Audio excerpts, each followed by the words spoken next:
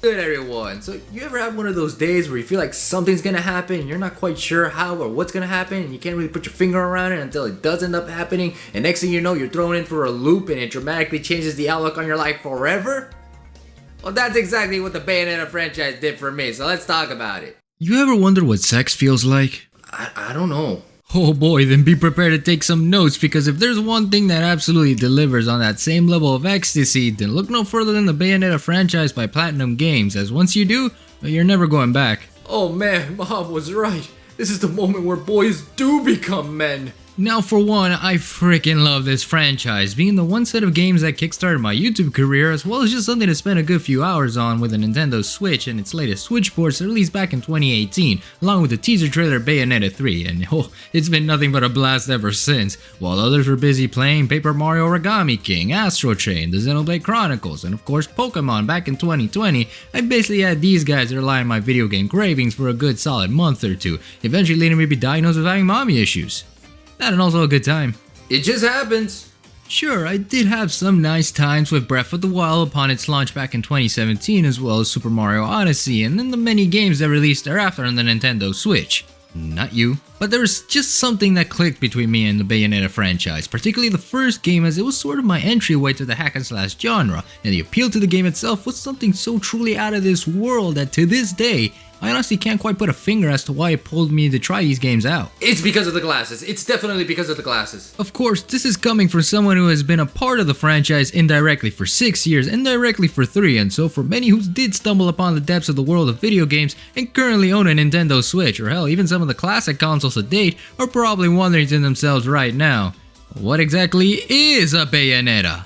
Oh, get ready to around and find out, cause that's what I'm here for. Originally a franchise that Platinum Games debuted back in 2009 as one of the company's launch titles for the Xbox 360 and PS3 alongside Mad World for the Nintendo Wii, we at least needed to have something, Bayonetta became such a massive icon at the time that to this very day, if you don't think Dante from Devil May Cry, then you ain't thinking about Mama Bayonetta either. But aren't they the same person though, you may be asking here, and the answer is no. Of course, as a game that ultimately released so late into the hack and slash genre, Bayonetta did have to bring so much to the table here in terms of innovation for both the series and genre in order to stand out in the end, and that's all thanks to one idea and one idea alone. Boobies! It's not so much an exaggeration that when it comes to the hack and slash beat 'em up genre, the main characters tended to be predominantly male, and it wasn't so much because of a woman can't do what they can do, because the rest of Capcom's library and Tomb Raider would like to tell you otherwise. Simply put, it was just something that worked the best, in quotations there for the genre, as you had Dante from the Devil May Cry series up in center with its inception back in 2001, Kiryu Kazuma from the Yakuza series, the man himself Kratos from God of War, Ryu Hayabusa from Ninja Gaiden as that game was slowly transitioning into a hack and slash, and Travis Touchdown for No More Heroes, well, being Travis Touchdown for No More Heroes. God, this franchise requires a marathon. So with all these male characters dominating on their respective games, what better way for Platinum Games to immediately step into the genre than to make a character and personality shine, be the guys with the cojones, and provide us our very first female protagonist with hack and slash genre, and pleasing not only the hardcore fans, but everyone in general who never saw it coming. I sure didn't, and look at me now. And so Bayonetta's initial design was championed by Hideki Kamiya, who also coined Dante back when he worked for Capcom in the good early 2000s, and thought that for the revival of a dying franchise that was often filled with active participation of arcade button mashing and high-octane action, things needed to not only be different, but also more appealing to the audience than ever before. Of course, the raging Twitter blocker Kamiya wasn't just the main guy for designing Bayonetta in her entirety, as people often think that's the case. Sure, I just said Bayonetta's design was championed by him, but think of it more as someone commissioning an artist on Twitter about their OC, and then somewhere along the way people thought you yourself drew it and you just went along with it. And that's also called plagiarism. In actuality, the core design and focus for Bayonetta as a character was done by the game's concept artist and one of video games' reigning champions of art design ever, Mari Shimazaki, who worked with the notes Kamiya gave to her in order to bring the concept to life, and the rest you can say is history. On top of all of that, Shimazaki wanted to make sure that in order for Bayonetta to even stand out further from the competition was by creating something that would change the gameplay dynamic as well as put a nice heel spin to it, if you know what I mean here. In this case, Bayonetta's main gimmick in the hack and slash genre is the ability to wield 4 guns, one attached to each limb while doing acrobatics like it's a regular Sunday. That and staying as fashionable and impressionable at the same time. I mean, take a good look at the character concept art for this game and you'll see that Platinum Games wasn't messing around in terms of really bringing out this character to its fullest capacity. Another key component of the game would be different as opposed to its genre counterparts, with the same foundation of what previous hack and slash games did already by this point, and drawing some inspiration with a next-gen title at the time, Devil May Cry 4, in terms of performance and overall appeal. Bayonetta became what is considered a sharp contrast, a diamond in the rough, so to speak, of what the genre was providing, giving us stylish combos to utilize and new mechanics to boot that would allow combo diversity and a sense of what this game has in terms of its identity. This is where the whole gun gameplay would come into play, as well as the witch time and torture attacks mechanic, allowing the ability to freeze through time for a good few seconds to really lash out at your enemies and sending them down the high road, or using some kinky machines to really make you question your own moral ambiguities as you start to mow down enemies left and right. Okay, but hear me out. Not only that, but angels became the major focus as enemies here, further distancing from the whole game identity of slaying through demons or attacking some evil, sinister demonic force that happens to be in your way. Now it's all about how many sin points you can collect in order to piss off God with Bayonetta here, and honestly, who doesn't want that? Look, I can't really say that I do, but hey, I played the game, so it's on me, I guess. But the biggest thing in Bayonetta today from a gameplay perspective are the climaxes, properly named too, because after being a boss or a mini-boss, you are treated with the most intense and visually stunning moment that will dramatically change the outlook on your life, making your primal instincts kick into high gear and telling you are now playing the big boy game when you see Bayonetta go all out and at it in the most ludicrous ways possible. Yeah, I don't think I can even stand up right now. Of course, this is all talking about the basics of what Bayonetta offers, since clearly at this point, I haven't even covered the story plot of this game, which I gotta tell you. Yeah, you're gonna wanna need this. Bayonetta starts us off with a prologue telling us that for centuries, two clans known as the Lumen Sages and the Umbran Witches worked peacefully in balancing the light and darkness of the world. That is until the 16th century, where an imbalance occurred as an intermarriage between a Lumen Sage and an Umbran Witch brought about a child of chaos and spurred the witch trials, hunting down the Umbran Witches in an attempt to keep the balance intact once more. Did they even think that one through? Because of this, in a last-ditch effort to save their kind, the Umbran Witches sealed away Bayonetta for 200 years until she awakened with amnesia, propping the game to fill the plot details for us as we see Bayonetta working at a literal graveyard shift as a nun to now on the hunt for a precious jewel called the Eyes of the World to learn more about her past. Along the way, you uncover some friends such as Rodin, who is the host of the Gates of Hell that you have access throughout the game as a little shop menu to collect new trips for combat and progression. That and sweet lounge music too, and did I mention that Enzo just exists? And then during your travels throughout Vigrid, the center stage of the game, you encounter Luca, a man with both insane luck and a vendetta against Bayonetta since it turns out she killed his father when she woke up from her beauty sleep.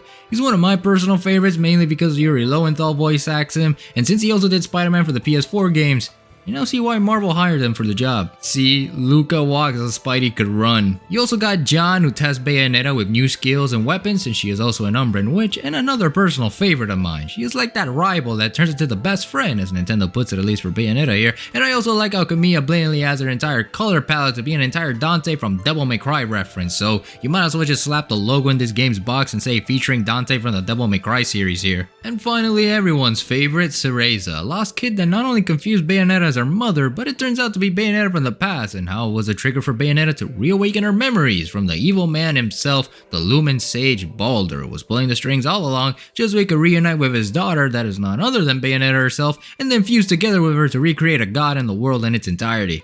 Well shit, things sure got complicated. What the hell even is this, Metal Gear? Oh, and then I mentioned that John comes back with a motorcycle, drives it up to space, and we see Bayonetta tangle with a god before throwing her into the sun to save the day. Who could have thunk? Plot-wise, Bayonetta holds the premise of what a hack-and-slash storyline is mostly about, so it's not surprising that it doesn't take itself seriously and just goes with a simple premise while amplifying it for the sake of the stylish kick-ass energy of gameplay it provides. You got your protagonist off on a mission, finds all kinds of crazy enemies and people to deal with, learns about a more sinister plot brewing, and kicks ass all the same in the process, especially in the scenes with the bosses you face as well as with John from time to time. Yeah, ladies, work it! The story from the beginning likes to let itself loose and makes the player feel like they're really having a good time, and even the characters themselves do that too, with the wacky one-liner references of previous games such as Resident Evil 4 with Rodin mimicking the merchant and Bayonetta literally saying "let's rock baby." And because of all this, I just really like the complicated mess of the story here, since in some ways they like to mess with the story by adding some major characterization to its characters, most notably Bayonetta herself whenever she has to deal what comes her way. She's sassy, got the hips to seal the deal, and the guns to pull the trigger, and it's just funny seeing the many one-liners she says from time to time because of this clear personality we see throughout the game. Look at me. Do I look like I have any interest in children? Now making them, well, that's another story. Oh, well, now that's a sentence there.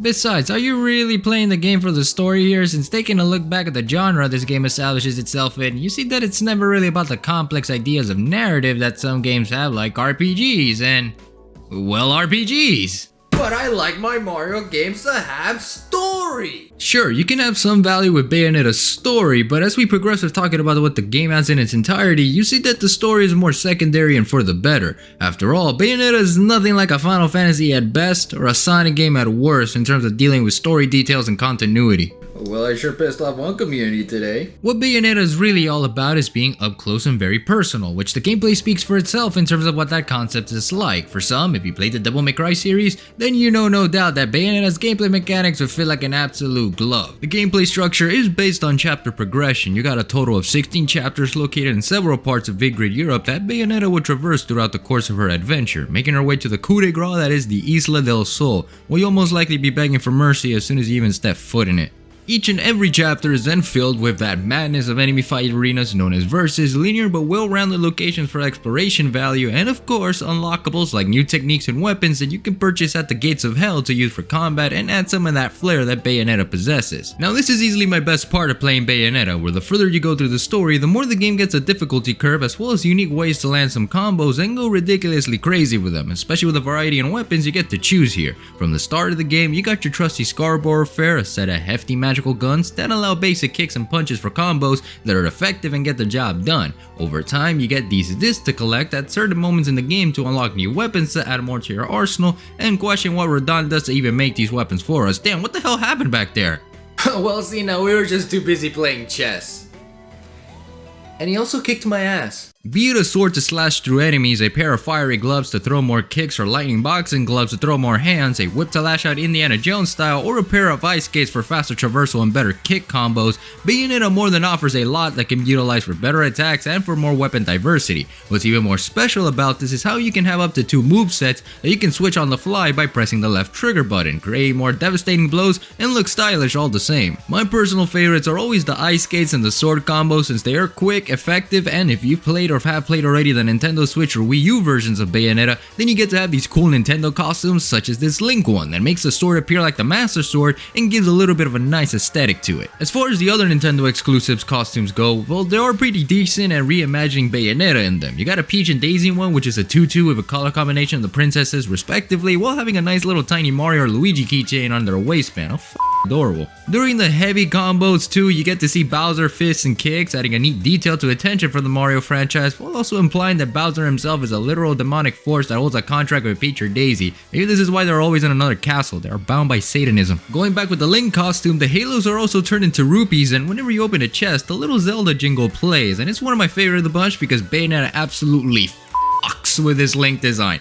Funny enough, Platinum Games were debating on censoring it before Nintendo said, nah, you could keep it, and I'm so glad they did. And lastly, you got Samus's power suit, which is kinda cool and easily impressionable, as you can use the arm cannon as the gun ability, where it shoots out some pea shooters like Samus would do in the Metroid series, which it could do a charge shot and create a massive charge beam, but it's more aesthetically pleasing that it is functional. Again, these are all coming from the Nintendo ports of the game, as realistically speaking, in terms of actual cosmetics that Bayonetta has, you can purchase these fragrances called essences that, when equipped and using the right weapon for them, you get to see Bayonetta go from wearing a ballerina outfit to rocking some BDSM dominatrix with some masquerade-like glasses to really seal the deal as to what she has plans for you. Well, God did say in the Bible that lashes would be a punishment, but he sure as hell didn't intend on it being a pleasure. That's not all, as there are unique combos and abilities that you can use as well as you progress through the game. Like Devil May Cry series, you not only can upgrade your health and weapons, but also gain unique abilities that allow for more style points when dealing with enemies. These are of course the basics like an air dodge, a strafe kick or punch, break dancing, and an uppercut to send enemies flying, but they all again bring out the best of what Bayonetta does in the end. And as mentioned previously, the witch time effect and the torture attacks come into play here and really help add things to your favor in certain cases where the game decides to say, well, it's time to bring out your big boy pants. Aw man, but I only brought my brown pants. The witch time mechanic is more or less a slowdown effect, where when you time your dodges just right, you get to slow down time for a few seconds and deal as much combos as you possibly can in order to keep the groove going. Occasionally, you might find this to be a requirement, so it is important to master the dodges early on and know when enemies will tell you when they can based on their attack patterns. Otherwise, you'll be seeing flashing red a lot as well as this more than once. But that all pales in comparison to the torture attacks mechanic, where once you fill up that magic meter a good chunk, you can press both the A and X button on an enemy and cause some gruesome damage as well as literal torture that Bayonetta has up her sleeves for them. I mean, it's in the name after all. Well, that's not gonna stop me. The torture attacks are something that don't come around often if you don't fill up the magic meter, so dodging enemies and having witch time on a consistent basis would help to get enough magic for a good 2 or 3 torture attacks at a given turn, especially in the later portions where you're going to be bombarded by enemies left and right, making you lose out on your meter as you try to fill it up. And because of how hard the game gets by the end of it, I don't pull these guys off as much as I think I like as opposed to everything else from a combat standpoint, but it doesn't really hinder my performance throughout the game since I already know full well what I'm doing at this point. Hell, I didn't even cover the additional playing styles you randomly get from time to time in this game as well, one having a riding segment with Bayonetta shoving a finger up a motorcycle's ass and causing you to go Tokyo drifting on a highway while mowing down enemies with your gun and doing Matrix-like acrobatics in the process. Or have this Star Fox-like shooter with Bayonetta standing on top of a military-grade rocket and treating it like it's an irregular afternoon cruise. Or even have this shooter arcade side game called Angel Attack, where at the end of each chapter, you get to shoot limited bullets at enemies to gain perks for the next chapter like additional power or health. God damn, Bayonetta really is a personality type when you think about it. See, okay, now remember this, kids. Say no to drugs, but say yes to the MILFs. Overall, there is just so much that Bayonetta can do alone that it makes me feel like there was so much innovation in this game, and there really was when you look back on it. It was late into the hack and slash genre about 2 years or so, and we never speak about DMC Devil May Cry in 2013. The feel this game has regardless of where and when you play it feels timeless, and it's enough to not get enough of its wacky and personalized gameplay. You're bound to get subsequent playthroughs of this, there's no doubt in my mind, given how much the game oozes replayability, which is another thing that I love as a whole in regards to the hack and slash genre. They also stand out in the sense of bringing the best of what the game offers with its controls and gameplays from the get-go, and Bayonetta's no different in this case. I've played this game roughly more than 3 times already, and still nowhere near as close to getting that itch of being bored at every given moment, especially as I try to unlock Jeanne as a playable character, where you need to platinum every single chapter and verse, as well as a secret Rodin boss fight you get as a sweet bonus to really prove how much of a gamer you really are with the Bayonetta franchise. Wait a minute, these are a thing? Man, I suck at this game. At the end of the day though, Bayonetta is an absolute experience, and one that quite frankly I don't think I did enough to even nail how much of it really is, since this is something you need to experience for yourself. Lots of what this game features stands out today, and it makes Bayonetta one of the most iconic, albeit somewhat small, franchises because of it. Bayonetta flaunts, and she flaunts good, so pay attention to that. As for me, well, in case you didn't know already, I absolutely love this game. The charm the game has is, in my opinion, one of the best of its time and currently to date. The control functions just as well as they did, and the graphics, though feels like something truly from that era, still shine and provides a great personality of what the franchise mainly was and currently is focusing on for newcomers. Sure, we got Bayonetta 2 and 3 out there in the horizon to tackle, but I think I can confidently say that Bayonetta 1 in this case continues to be one of my favorite games of all time, and that's without the whole tall witch mommy fetish that we have going for it at the end of the day. That and invading taxes. It just speaks of a good time throughout, and it would be a waste not to play this game if you've been a fan of the hack and slash era back then and especially now. There's just so much you're missing out from not playing Bayonetta simply from a mere gameplay perspective that it brought a staple to what a game's presentation identity should be like, and not something that was ultimately repetitious and boring in some cases. Yeah, I'm looking at you, Devil May Cry 2, you sick son of a bitch. Bayonetta was simply way ahead of its time, and still is when you see what's out there in today's gaming market, and as someone who owes this game so much as is, it's a waste not to discuss this game as a whole, especially as the near and dear third game is finally here for players to experience after waiting for 5 freaking years for it to arrive. In the end, Bayonetta shaped me into who I am today, and if it wasn't for this franchise, then yeah, I'd be talking about Mario and Sonic all day long, which, you know, they're pretty cool and all, iconic franchises and characters, but they're not Bayonetta. There's just something about this franchise that honestly feels very cozy and personal to me, and no other game has left me with that impression to date besides Pokemon Mystery Dungeon Explorers of Sky on the Nintendo DS and Klonoa 1 Door to Phantom Isle on the Fantasy Revere series. But hey, since we got Bayonetta 2 on the docket now with this Bayonetta revisit, why not further indulge on this ecstasy called sex and just see how it goes from here on out.